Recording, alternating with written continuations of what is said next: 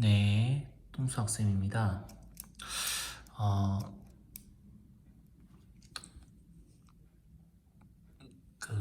저기 뭐야, 무슨 얘기를 하려고 이거 켰지? 예, 쌤이 되게 멍청해가지고 뭘 하려고 했는지도 까먹어버렸는데, 이겁니다. 예, 공부.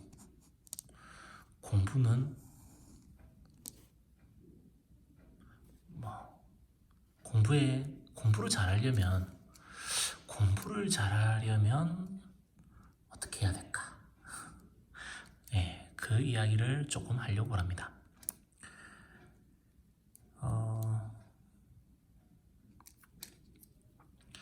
공부를 잘 하는데 필요한 여러 가지 것들 뭐 얘기를 해본다면, 네, 뭐 학습이 있을 거고요. 배우는 거, 학습, 교육이라고 이야기를 할 수 있겠죠. 예, 그리고 학습은 이렇게 하면 안 되겠다. 학습이라고 하는 것은 정확하게는 교육과 연습을 이야기합니다. 정확하게는 교육과 연습, 훈련이죠, 훈련. 예. 이게 공부를 잘하는 데 있어서 제일 중요한 것이냐? 저는 그렇게 생각해요. 네. 교육받는 것과, 그러니까 레슨을 받는 것과 훈련을 하는 것이 가장 중요한 부분이다라고 생각을 하는데, 실제로 많은 학생들을 가르쳐 보면은 그것보다는 좀 뭐랄까 환경의 영향을 좀 많이 받는 것 같아요. 네, 환경의 영향을 많이 받는 것 같고 또 뭐 유전적 요인 뭐 이런 것들도 무시할 수는 없습니다.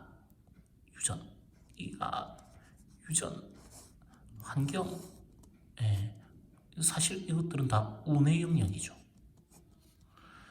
유전과 환경 이런 것들은 운이라고 하는 커다란 것에 포함이 되는 겁니다. 그리고 재능, 유전도 재능이죠, 사실은. 예, 유전 받은 것도 재능이고, 예, IQ는 유전에 의해서 만들어졌다기보다는 사실은 환경에 의해서 만들어졌다고 하는 게 더 맞는데, 어쨌든 IQ도 지능 도육에 해당이 되는 거고, 뭐 꾸준히 읽고 뭐 이렇게. 근데 사실 뭐는 정확하게 운이다, 무엇은 정확하게 재능이다, 무엇은 정확하게 노력이다 이렇게 얘기할 수 없어요.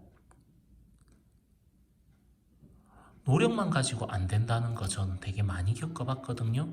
재능만 가지고도 안 되는 것도 확인을 했고요. 운만 가지고도 안 됩니다. 어, 이렇게 보는 게 더 맞지 않을까? 운이라고 하는 운이라고 하는 커다란 것 안에 이제 재능이 쌓이고 재능을 바탕으로 노력을 하면은 그게 성과로 나타나지 않나라고 생각은 하는데, 사실 운은 우리가 어떻게 할 수 있는 게 아니에요. 컨트롤이 안 됩니다. 재능도 뭐 컨트롤 된다고 할 수 없는 것 같아요. 그러면 남아있는 거는 사실 노력밖에 없죠. 노력. 근데 재능을 발견하는 것도 노력을 통해서만 발견이 가능합니다. 그냥 난 재능이 뭐지? 아무리 생각해봐도 모르겠는데 뭐 이렇게 해가지고는 재능을 발견할 수는 없어요. 노력이 사실은 모든 것들을 카바칩니다. 예. 물론 제가 노력만 갖고 안 되는 것들이 있다라고 하는 거는, 어떤 아이들은 이해가 안 될 정도로 똑똑한 친구들도 있어요. 아주 이게 내 머리로는 도저히 이해가 안 되는데 엄청나게 똑똑한 아이들도 물론 있습니다만은, 제가 가르쳐 본 학생들 중에 되게 한 1000명은 넘을 것 같은데, 그 중에서 한 명 딱 쌤이 도저히 이해가 안 되는 정도로 천재적인 아이가 한 명 있었습니다. 그 정도로 발견이 안 되는 아이예요. 그러니까 무슨 말이냐, 거의 없어요. 주변에 천재다라고 할 만한 아이가 거의 없습니다. 물론 있겠죠. 있기가 있겠는데 우리 주변에는 없어요. 거의 대부분 평범합니다. 그러면 뭐냐? 사실은 요런 차이는 크지 않아요. IQ의 차이는 크지 않습니다. 끽해봐야 뭐 90에서 120, 130 정도 왔다 갔다. 이게 차이가 큰 게 아니라고요? 네, 큰 거 아닙니다. 이 별로 의미가 없어요. 저는 되게 머리가 되게 나쁜 아이도 수업을 해봤거든요. 뭘 가르쳐주면 그 다음날 바로 잊어먹는 정도가 아니고 그날 바로 잊어먹어요. 그런 아이들도 해봤어요. 근데 걔도 연습했더니 성적이 확 하고 오르는 거예요. 네, 뭔가 머릿속에서 화학작용이 일어납니다. IQ가 90이면요 강아지보다 똑똑한 거예요. 농담이고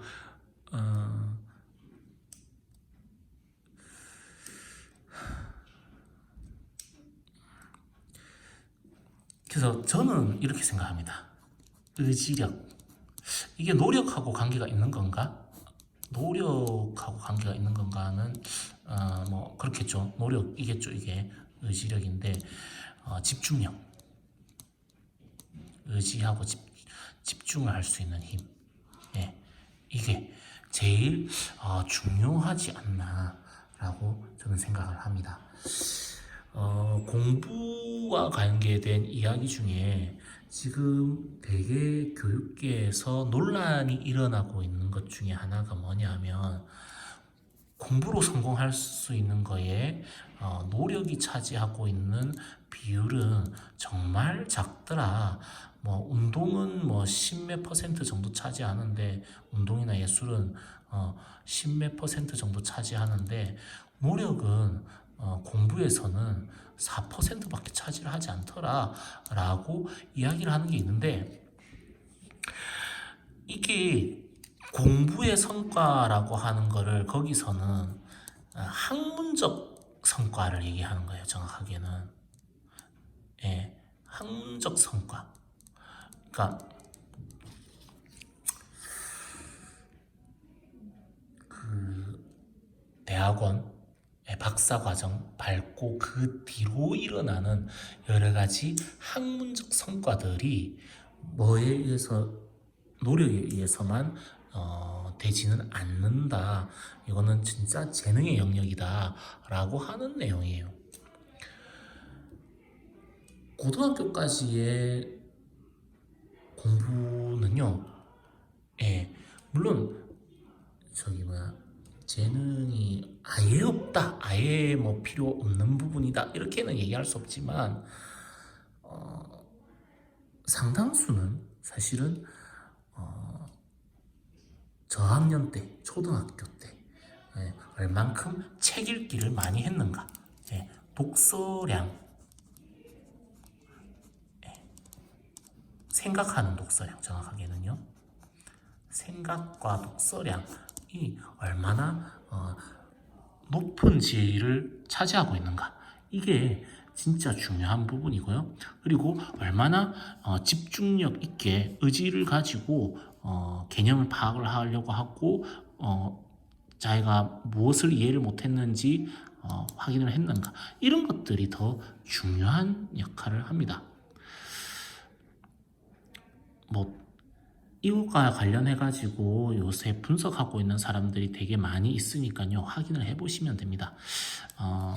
박사과정 넘어가는 순간부터는 사실은 재능의 영역인 거는 맞는 것 같아요. 저는 솔직히 말하면 대학교 과정도 너무 힘들었어요. 뭐 어쨌든 고등학교 과정까지는 그렇게 많은 영향을 주지 않는다 재능이. 여기 다산 정약용 선생님의 일화가 있어가지고 한번 소개를 하려고 합니다. 다산 정약용 선생님이 정치적인 문제 때문에 유배를 갔어요. 전남에 유배를 가는, 주로 전남이죠. 유배 가면. 예, 전남에 유배를 갔는데 유배 가 있는 동안에 황상이라고 하는 어린 제자가 정약용 선생님한테 공부를 배우러 왔습니다. 근데 조금 공부해보다가 이 친구가 난 안 되겠다 뭐 이렇게 했는지 이렇게 얘기해요. 쌤, 정쌤 이렇게 했겠죠. 예, 정쌤, 예, 다산쌤. 저는 역시 공부가 안 되는 것 같아요. 이렇게 얘기하는 거예요. 왜? 그러니까 제가 참 이게 안 돼요. 뭘 잘 못 외우겠어요. 암기가 안 돼요. 외우기가 안 되고 또 글솜씨도 없고요. 예. 앞뒤가 꽉 막혔어요.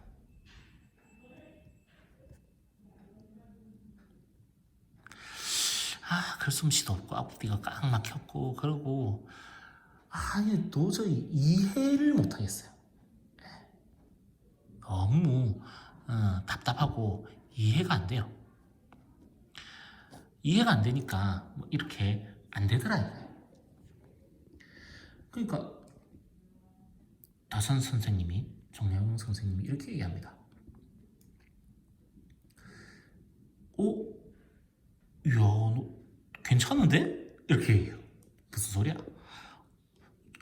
황상이라는 이 학생은 외우기도 안 되고 글솜씨도 없고 이해도 못하고 뭐 그러는데, 그래서 너무 이렇게 머리가 나쁘다라고 막 얘기하고 있는데 너 괜찮은데? 이렇게 얘기하는 거예요. 그래서 응? 이렇게 물어보죠. 무슨 소리죠? 그러니까 정약용 선생님이 이렇게 얘기합니다. 이 머리가 좋아서 암기력이 뛰어난 아이, 이 암기력이 뛰어난 아이는 그거 믿고 공부를 안 해. 암기력이 뛰어나니까 공부를 소홀히 해.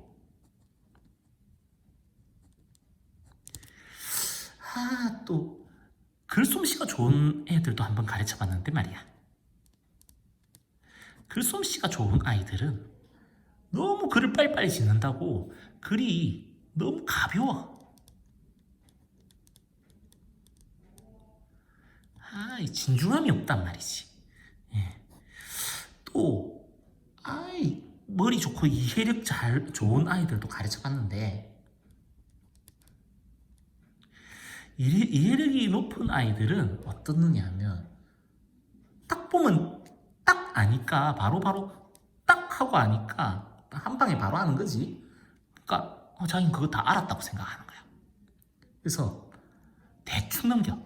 이거랑 비슷한 것 같긴 한데 어쨌든 대충 해. 그리고 깊이가 없어. 이런 아이들 내가 가르쳐 봤는데 이렇더라 이거야. 니는 근데 외우기 안 된다고? 글솜씨 별로 없다고? 이해가 낮다고? 너 진짜 괜찮겠다. 니 같은 애가 진짜 공부를 잘할 거다 라고 얘기를 해요. 저 놀리는 거죠. 응? 그러니까 봐봐. 외우기가 안 되는 아이라면, 너와 같이 외우기가 안 된다면 부지런히 열심히 하면 남들 한 번 딱 볼 때 막 100개씩 외우는 거, 너 한 번 딱 할 때 10개씩 외우는 거를 부지런히 하면 언젠가는 100개도 외우고 1000개도 외우고 10,000개도 외우게 될 거야. 글솜씨가 없다고?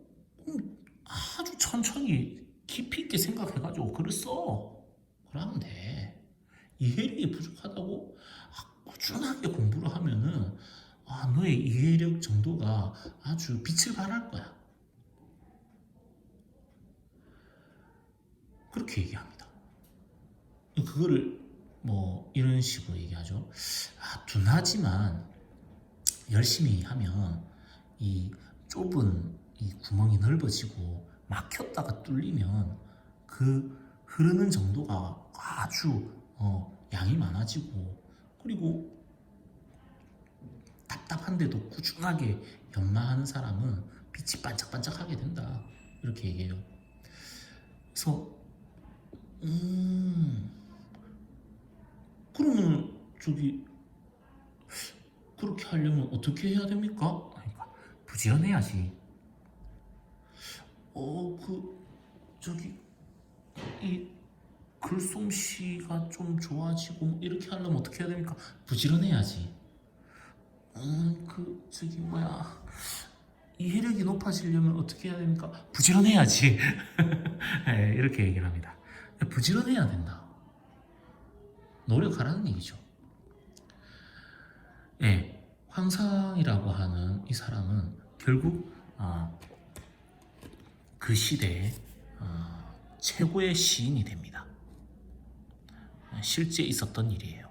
황상의 후손들은 이 다산 정약용 선생님의 이 그 부지런해야지라고 하는 그 이야기,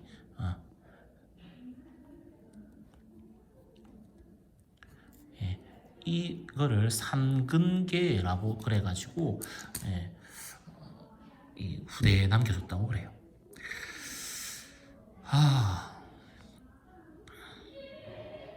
저는 사실은 다산정약용 선생님의 부지런해야지라는 이 말은 좀 글쎄요, 그렇게만 표현이 되어 있어서 좀 그렇긴 한데, 정확하게는 저는 이렇게 생각합니다. 물론 다산정약용 선생님은 조선의 레오나르도 다빈치라고 할 만큼 대단히 다방면에 뛰어난 사람이긴 하지만, 자, 저는 이렇게 한번 이야기를 해보도록 하겠습니다. 이걸 반박하는 건 아니에요. 내가 그냥 마냥 부지런하게 하는 게 과연 답인가? 꼭 그건 아닌 것 같고, 이렇게 개념을 계속 이해가 될 때까지,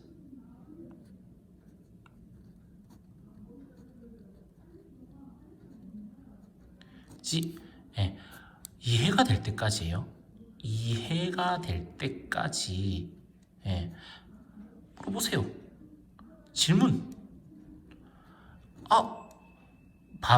두 번 정도 설명하고 답답해가지고 야 이 새끼야 이렇게 하는 선생님한테는 별로?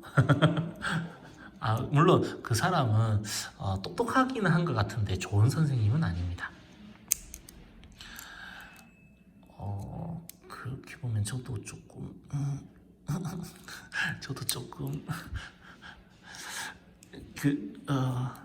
어쨌든 질문을 계속 해야 됩니다. 이해가 될 때까지요.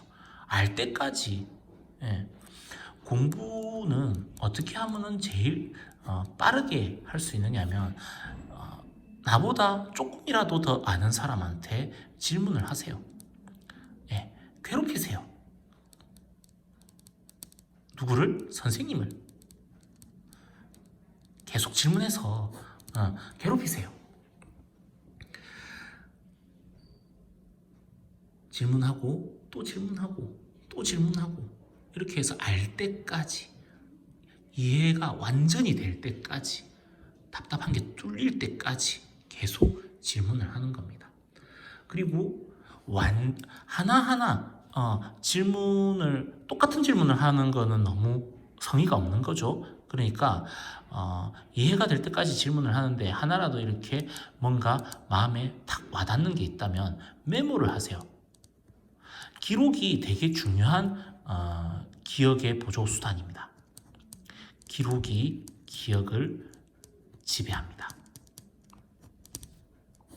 그래서 메모를 잘 해야 됩니다. 메모를. 그래서 저는 수학 개념 메모를 지금 계속 학생들한테 시키고 있어요.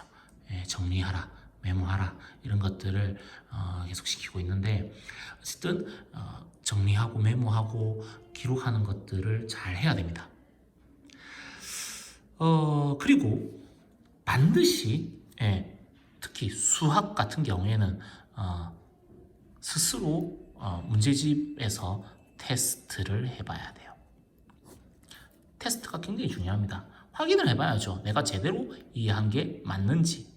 그 개념으로부터 이 문제가 어떻게 풀려나가는지 이런 것들을 확인을 해야 됩니다. 그래서 문제를 읽을 때는 문제를 단순히 그냥 처음부터 끝까지를 쭉 하고 읽는 게 아니고 의미 구절마다 단락을 지으세요. 그래서 그 한 구절이 정확하게 이해가 되는지, 문장이 아니고요, 한 구절. 그러니까 의미를 띠고 있는 한 구절씩을 분리를 해서 이게 무엇을 의미하고 있는지, 무슨 말인지 이런 것들을 메모를 하면서 조건들을 뽑아내는 겁니다. 저는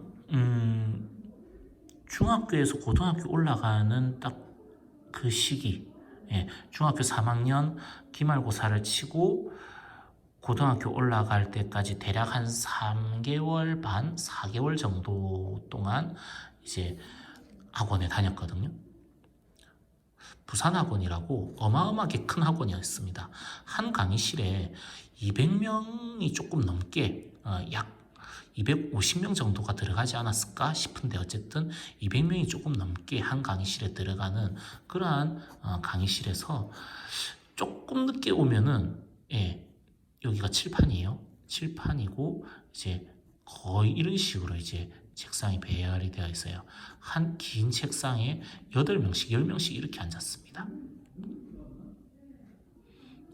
그래서 거의 끄트머리 여기 앉아버리면 이쪽은 보이는데 이쪽은 아예 안 보이는 거예요. 뭐라고 글을 썼는지도 안 보이고 늦게 도착하면 이래 되는 거예요.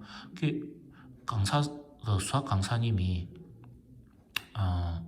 마이크를 딱 들고 이것은 이러면서 이렇게 문제풀이하는 그런 학원에서요.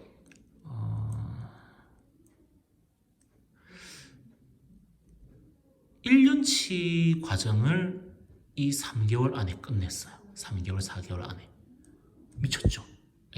1년치 과정을. 그래서 뭐 배웠는지도 기억이 정확하게 안 나는데 그때 그 선생님이 계속해서 강조했던 것들이 몇 가지가 있습니다. 하나, 수학 문제는 사람이 낸다. 나도 사람이다. 그러니까 풀 수 있다. 이거고요.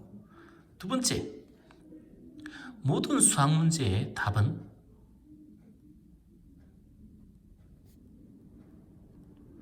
문제 속에 있다.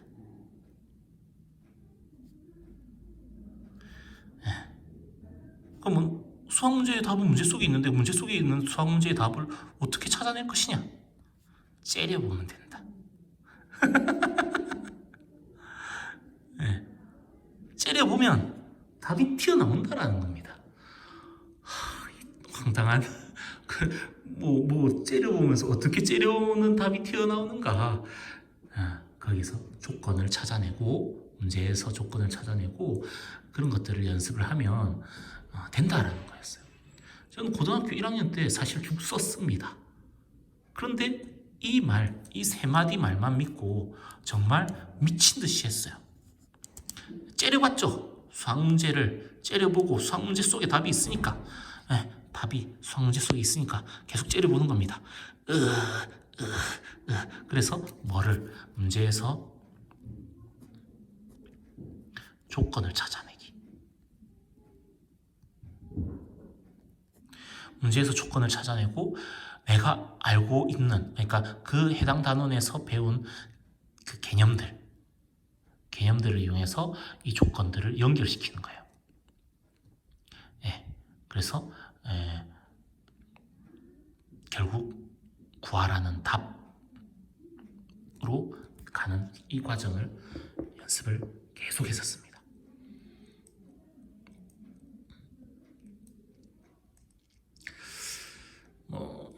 처음에는 공부 일반에 대한 이야기를 하다가 수학으로 이렇게 쭉 넘어왔는데요.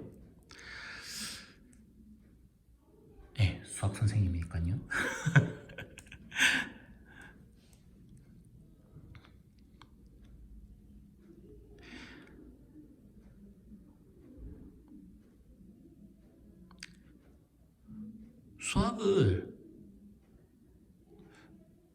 제가 수학을 잘한다고까지 얘기할 수는 없어요. 동석쌤이 수학을 잘하는가? 그렇지는 않은 것 같아요. 예. 그리고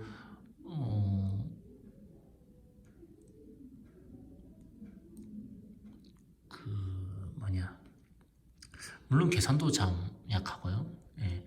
전공이 수학 전공이 아니다 보니까는 엄밀한 논리성 뭐 이런 것들은 좀 약합니다.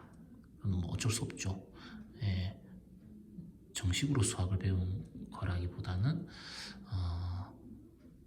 물리학 전공이다 보니까 도구로서 수학을 배운 거라서요. 사용하는 방법들만 이렇게 열심히 한 거죠. 그래서 제 눈에는 여전히 수학은 논리의 완결성보다는 사실은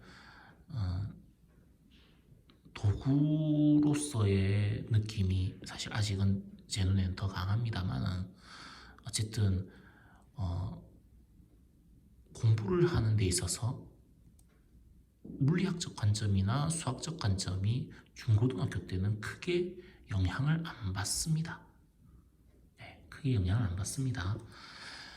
대학 가서는 모르겠지만요.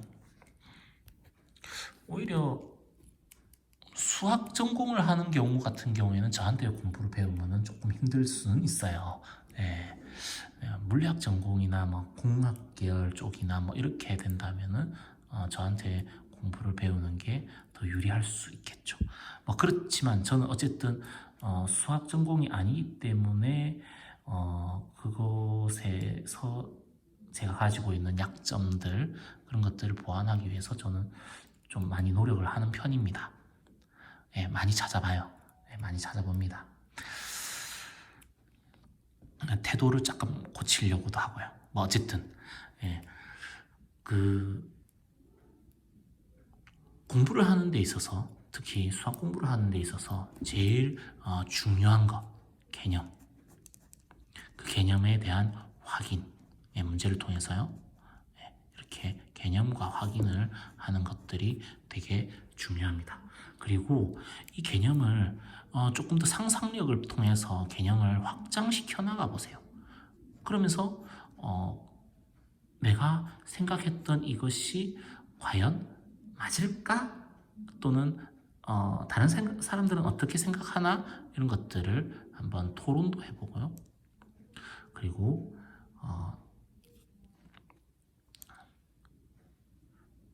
서치 해보세요. 예, 구글 같은 데서 서치 해보면 내가 한 거랑 비슷한 이야기들이 조금씩 있을 겁니다. 그러면 행복하죠. 야, 저기도 있네 이러면서. 그리고 모든 공부에는 이런 게 있습니다.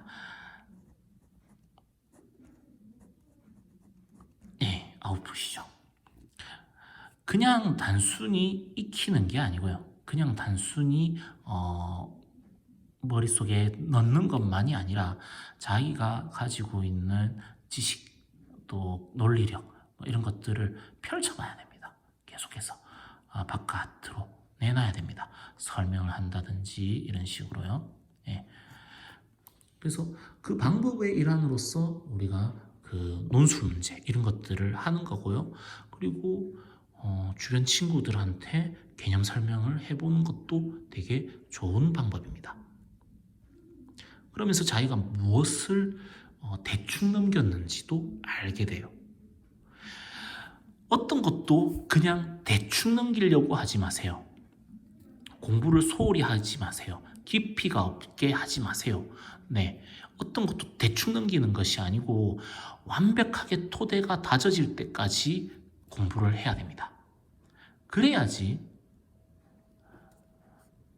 전혀 안 배운 부분에서 뭔가가 질문이 튀어나왔을 때도 그거에 대한 응용을 해볼 수가 있어요.